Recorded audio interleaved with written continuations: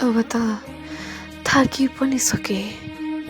समयसँग दौडिँदा दौडिँदै म को who am I? मेरो अस्तित्व के हो? मेरो सपना के हो? मैले के गर्दा सही होला र के गर्दा म खुसी हुन सकौँला? धेरै थिए मलाई दिनमा सम्झाउने, तर कोही थिएन मलाई रातमा सम्झाउने।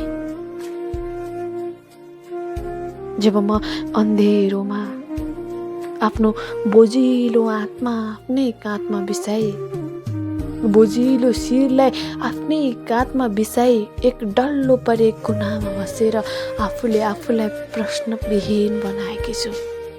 मेरो जीवनले मलाई प्रश्न गर्छ कि त को होस्, तेरो अस्तित्व के हो? मलाई मेरो आफ्नै आत्माले गरेको प्रश्नको उत्तर दिन म सक्दिनँ। मेरो चिसो गाला छोएर झर्ने मेरो आँसुले मलाई प्रश्न गर्छ कि म तेरो हरेक पीडामा बगेको छु, तर म खस्ताको पीडा तैँले कहिले महसुस गर्न सकेको छस्? एकैछिन रुक्छु र आफ्नो पीडा आफैलाई सुनाउँछु। आफ्नो पीडा आफैसँग गुणगान गर्छु। आफ्नो दुःख आफैसँग सेयर गर्छु। पीडा पखालिदिन्छु भन्छ आँसुले। मन खोलेर एकछिन रुन पाए पनि हुन्थ्यो। फेरि मेरो लागि रोएर खसेको त्यो आँसुको के दोष?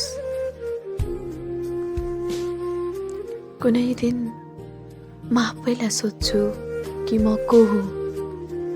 आफैले आफैलाई मजाले बुझ्न पाए पनि हुन्थ्यो।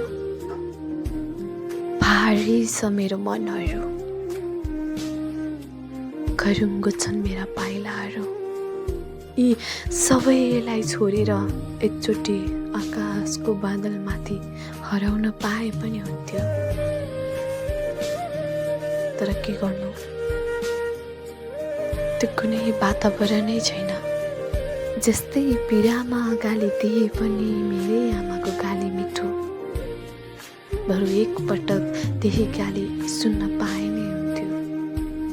आज त ठुली भएर केही नै गरौँला सोच्थे, तर आज त्यही बाल्यकालमा फर्किन पाए हुन्थ्यो।